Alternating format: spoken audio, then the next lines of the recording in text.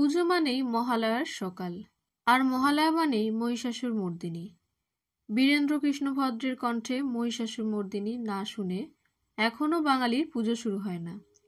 তবে এখন রেডিওর মহিষাসুর মর্দিনীর পাশাপাশি নানা চ্যানেলেও এই অনুষ্ঠান হয়।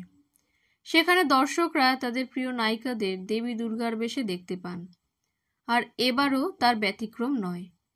এবার দেবী দুর্গার ভূমিকায় দেখা যাবে শ্বেতা ভট্টাচার্যকে। কোন চ্যানেলে দেখা যাবে তাকে? 2024-এ টেলি দুর্গা প্রোডাকশনস নিয়ে আসে তাদের প্রথম মহিষাসুর মর্দিনী।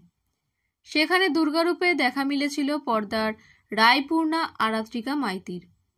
সেখানে দেবী নানা রূপে নজর কেড়েছিলেন নায়িকা। আর এবার এই অনুষ্ঠানেই মহিষাসুর মর্দিনী রূপে ধরা দিতে চলেছে শ্বেতা ভট্টাচার্য। প্রকাশ্যে এলো অনুষ্ঠানের ট্রিজার। এই ট্রিজার প্রকাশ্যে আসতেই নেটিজেনরা ভালোবাসায় ভরিয়ে দিয়েছেন।